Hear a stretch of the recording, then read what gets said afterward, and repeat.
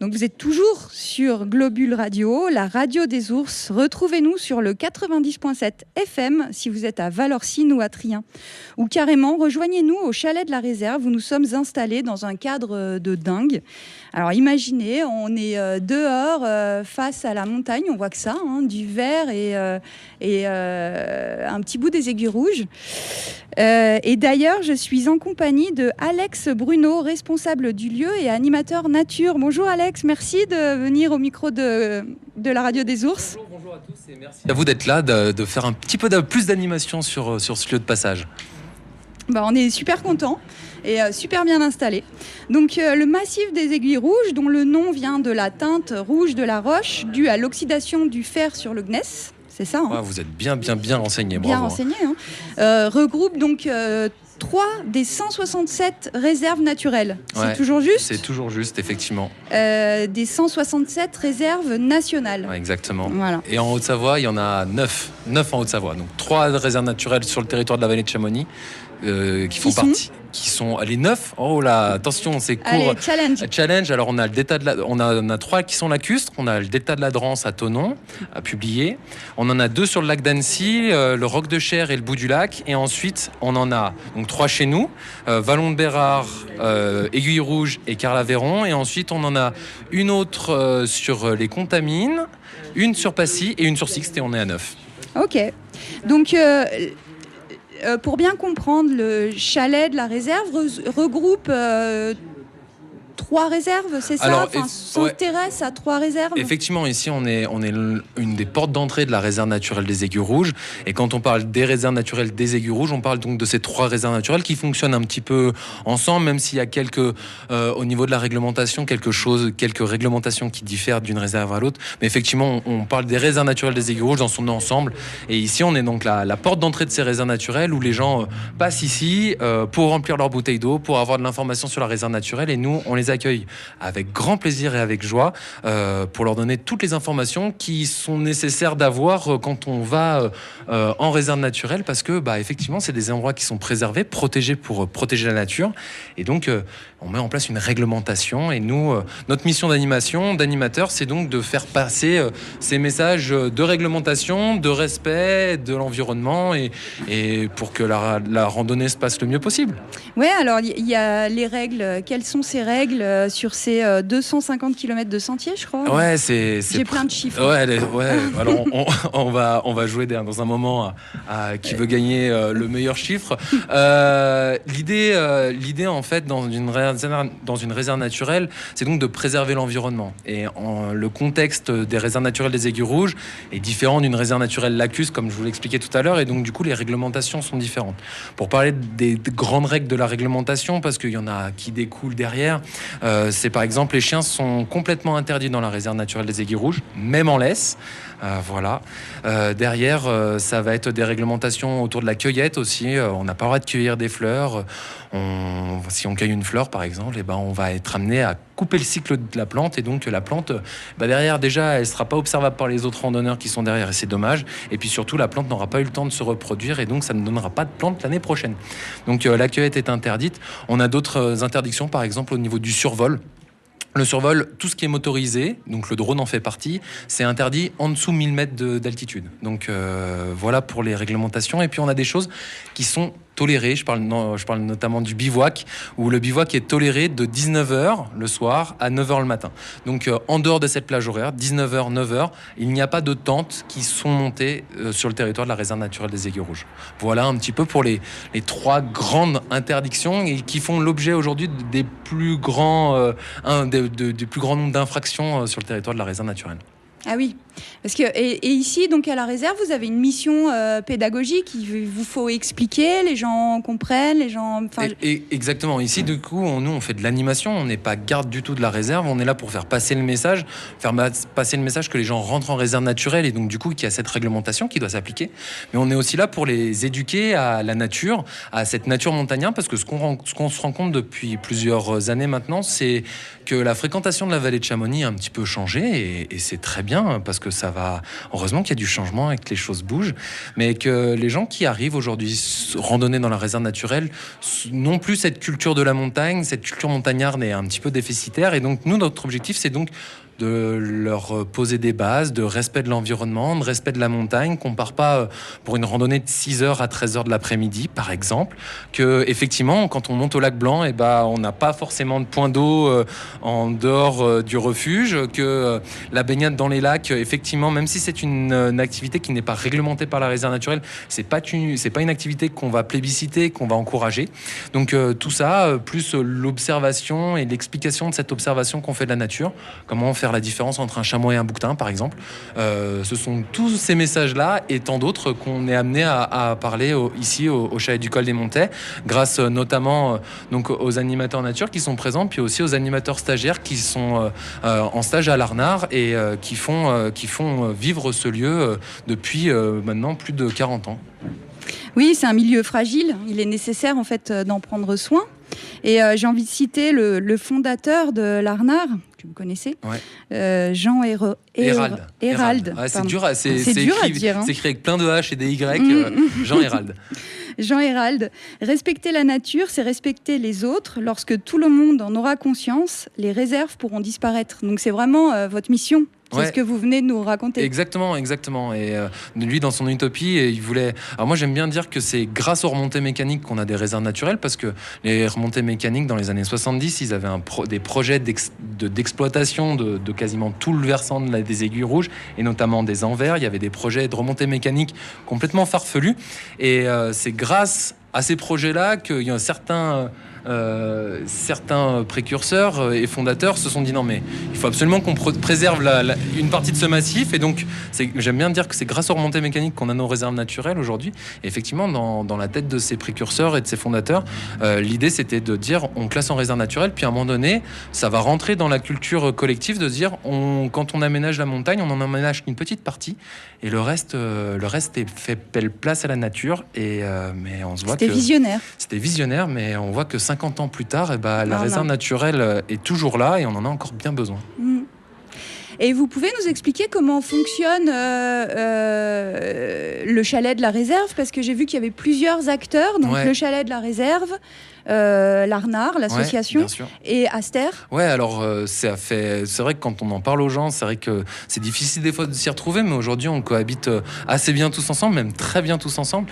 L'idée en fait, c'est que comme il y a différentes structures qui ont différentes choses, l'idée c'est d'essayer de travailler ensemble autour des réserves naturelles et de ce chalet d'accueil. Donc pour vous expliquer un petit peu, donc le chalet d'accueil fait partie est propriétaire de la commune de Chamonix. Donc les murs font partie de la commune de Chamonix. À l'intérieur de ce chalet, pour y faire vivre et pour animer ce chalet, donc c'est la communauté de communes aujourd'hui qui fait vivre le chalet du Col des Montets, mais elle le fait pas toute seule, elle le fait avec l'Arnard, qui est l'association des réserves naturelles des Aiguilles Rouges et qui est donc la fondatrice des réserves naturelles. Aujourd'hui, ce sont deux acteurs qui sont vraiment liés par leur histoire et par tout un tas de conventions, etc., qui permettent à chacun de trouver sa place. Et donc, du coup, il y a Aster, qui est le gestionnaire des réserves naturelles, qui en fait est délégataire de par l'État de la gestion des réserves naturelles de Haute-Savoie et donc des 3 réserves naturelles des Aiguilles Rouges. Et donc ici sur ce site, vous avez notamment donc 3 structures, la communauté de communes de la vallée de Chamonix et l'Arnard, qui travaillent ensemble pour faire vivre ce lieu. Et Aster sont pas présents sur le lieu, mais font partie dans le chalet entre guillemets, mais font partie du paysage parce qu'ils sont gestionnaires de la réserve naturelle et donc embauchent les gardes et font mettre en place le plan de gestion. Et ont des missions telles que la préservation. Exactement, suivi scientifique de la réserve, font aussi de la garderie, donc les gardes de la réserve naturelle qui sont sur le terrain, et c'est pour ça que Marion ne peut pas être là tout à l'heure parce qu'elle est en mission de surveillance dans le Vallon de Bérard pour regarder si les gens ne font pas des feux de camp, autre règle qui est interdite dans la réserve naturelle. Évidemment.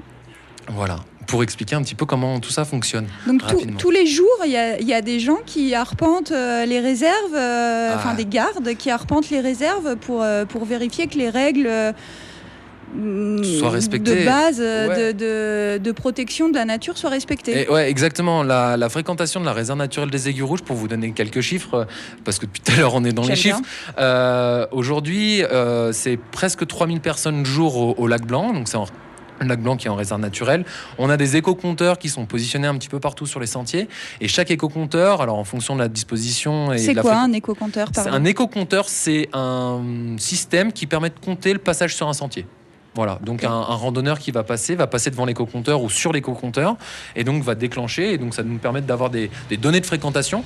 Et aujourd'hui, le sentier qui monte au lac Blanc depuis le col des Montées, il y a un éco-compteur qui est posé dessus, et c'est presque plus de 30 000 personnes par an, par exemple. Donc effectivement, il y a beaucoup de fréquentation sur la réserve naturelle des Aiguilles Rouges, aussi bien en été qu'en hiver en ski de randonnée. Et donc, les gardes, qui sont 1,5 à l'année, on va dire, un petit peu plus, sont là effectivement pour veiller à ce que cette fréquentation respecte au mieux la réglementation des espaces protégés. Ok. Voilà. Donc cette réserve, c'est à la fois un formidable belvédère sur la chaîne du Mont Blanc, sur tout le massif alpin, une carte postale alpine, un laboratoire scientifique, enfin c'est plein de choses. Vous pouvez nous raconter les écosystèmes et les biotopes qu'on trouve ici? Bien sûr. Alors ici en fait on a la chance de... Alors je vais dire un gros mot, ça sera le mot de gradient. Le gradient, c'est le fait qu'on a, et le CREA en parle très très bien, qui est le centre de recherche des écosystèmes d'altitude, c'est le fait d'avoir sur une plage altitudinale une température qui évolue au gré de l'altitude. Et donc la réserve naturelle de Chamonix, les réserves naturelles qu'on trouve dans la vallée de Chamonix ont un gradient absolument extraordinaire, parce qu'on part de presque 900 mètres d'altitude au plus bas pour la réserve naturelle de Carl-Aveyron, et on monte à plus de 2500 mètres avec les sommets du Belvédère notamment, qui culminent à plus de 2700 mètres. Et donc, le long de ce gradient, on rencontre bon nombre d'écosystèmes, avec en bas la forêt de l'étage montagnard, presque de l'étage cluninéen, qui est en train doucement d'arriver, mais de l'étage montagnard, donc une forêt qui est composée de résineux, ici majoritairement l'épicéa. Quand on est sur le versant vers l'Orsine, on a du mélèze, donc le mélézin, qui est un arbre vraiment endémique de la montagne. Alors endémique, c'est qu'on retrouve qu'en montagne, voilà.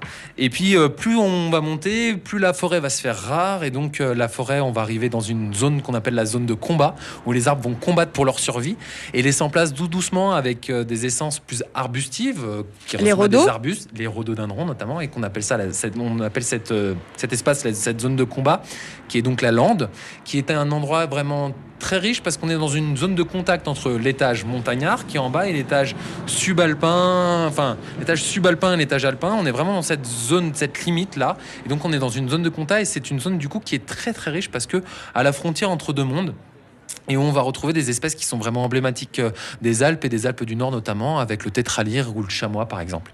Voilà. Et si on continue de monter, on arrive vraiment dans l'alpage. Donc là, c'est les pelouses alpines, avec les fameuses marmottes, avec le bouquetin, avec des espèces un petit peu moins communes qui sont le lagopède alpin, qu'on rencontre beaucoup sur le territoire de la réserve naturelle des Aiguilles Rouges. Et puis plus on va monter, plus la flore va se faire rare, plus on va être dans un monde qui est minéral, qui va laisser place dans le vallon de Bérard au dernier glacier du massif. Et puis derrière, on est vraiment sur des pitons rocheux où on a l'impression qu'il y a peu de vie, mais les cailloux sont recouverts de flore, notamment de lichens, qui sont des témoins du retrait glaciaire, parce que un lichen va grossir en forme de tale, et en fonction de la taille de cette tale, on va être capable de savoir à partir de quand, depuis combien de temps le caillou est à l'air libre et donc est découvert par le glacier. Et donc ça, c'est des études qui sont menées sur la réserve naturelle. Et l'idée, en fait, c'est les réserves naturelles ont été aussi créées pour ça. C'est des témoins de l'évolution des paysages. Et donc, on mène des protocoles scientifiques. Alors, c'est Aster qui pilote ça. Puis, on a d'autres laboratoires de recherche qui mènent des études pour voir un petit peu l'évolution des milieux en réserve naturelle. Parce que, comme on a une réglementation qui s'applique, on a des activités humaines qui sont réglementées. Et ce sont des formidables témoins de toutes ces évolutions. Voilà. Avec le réchauffement climatique, forcément, il y a des choses qui changent, qui s'accélèrent, d'autres qui ralentissent. Et donc, ça permet d'être un témoin de toutes ces évolutions en cours. Fabuleux, mais il y a tout un champ de recherche incroyable. On pourra en parler des heures. Bien sûr. Je vous remercie beaucoup, Alex, d'être venu au micro de la radio des ours. Avec plaisir. Et Quelque merci chose à vous. rajouter peut-être sur le chalet de la réserve? Le chalet de la réserve est ouvert tous les jours de 9h30 à 18h. On vous accueille avec grand plaisir et bonheur. On fermera nos portes le 18 septembre pour les rouvrir à la Toussaint. Et ça, c'est tous les ans pas comme ça. Donc on les ouvre à l'Ascension pour les fermer mi-septembre et on les rouvre à la Toussaint, nos portes. On accueille presque 30 000 à 50 000 personnes par an. Donc ça fait de la fréquentation. On est très content de l'avoir. On clore une semaine qui était un peu spéciale pour nous avec la semaine de la biodiversité avec beaucoup d'animations. Et puis, que dire de plus Et une nouvelle scénographie peut-être? Exactement, ouais, j'allais en venir. On a rouvert nos portes le 9 juillet avec une toute nouvelle scénographie où tous les acteurs que je vous ai cités tout à l'heure ont participé à mettre en place cette scénographie, ont participé à la relecture. Et c'est un travail de longue haleine de 3 ans et je remercie chacun des acteurs. Et donc venez voir ça parce que je crois, pour avoir eu des oreilles un petit peu indiscrètes, qu'elle est très appréciée de tous nos visiteurs.